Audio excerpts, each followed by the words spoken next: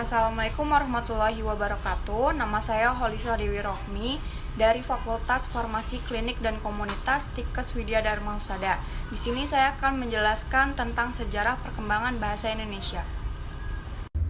Sejarah dan perkembangan bahasa Indonesia. Bahasa merupakan salah satu unsur identitas nasional.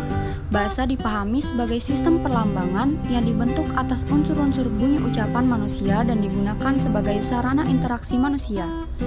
Disebutkan bahwa penamaan bahasa Indonesia diambil saat Kongres Nasional Kedua di Jakarta sebagai bahasa untuk negara Indonesia pasca kemerdekaan.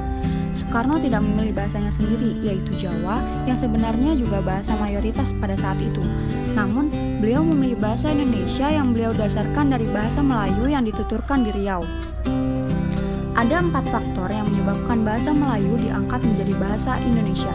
1. Bahasa Melayu sudah merupakan lingua franca di Indonesia, bahasa perhubungan dan bahasa perdagangan. 2.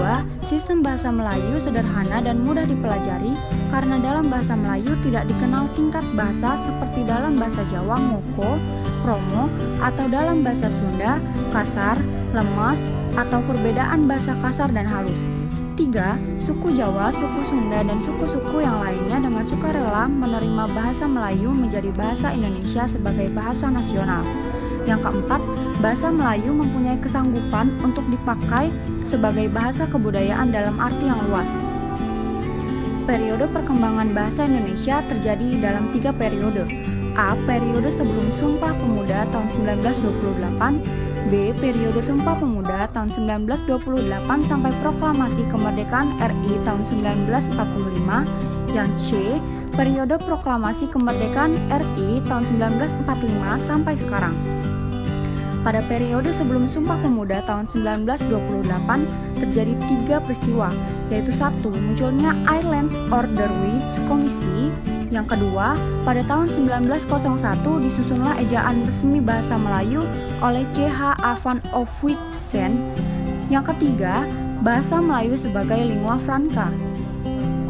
Pada periode Sumpah Pemuda tahun 1928 sampai Proklamasi Kemerdekaan RI tahun 1945 terjadi beberapa peristiwa, yaitu 1. Munculnya Trisakti Sumpah Pemuda pada tanggal 28 Oktober 1928. Yang kedua, munculnya Angkatan Pujangga Baru tahun 1933 yang dipelopori oleh 3A, yaitu Sultan Takdir Ali Syabana, Amir Hamzah, dan Armin Pane.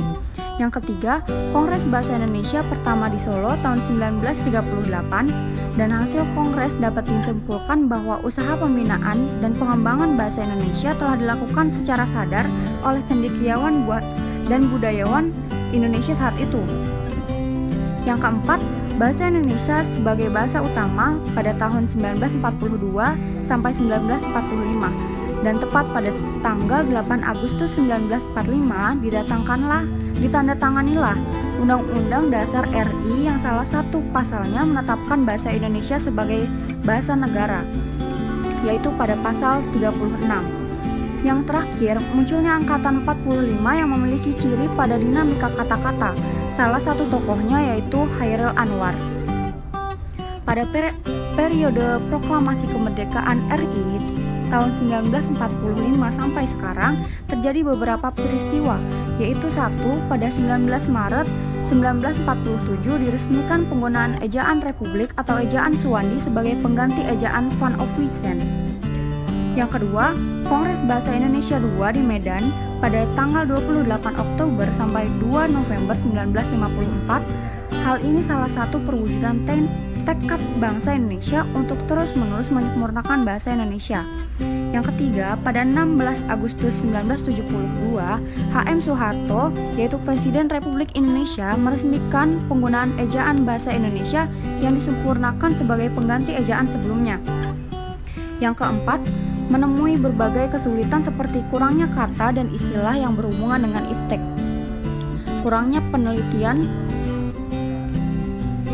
bahasa Melayu, kurangnya buku-buku iptek dalam bahasa Indonesia, pedoman umum pembentukan istilah pada tahun 1975.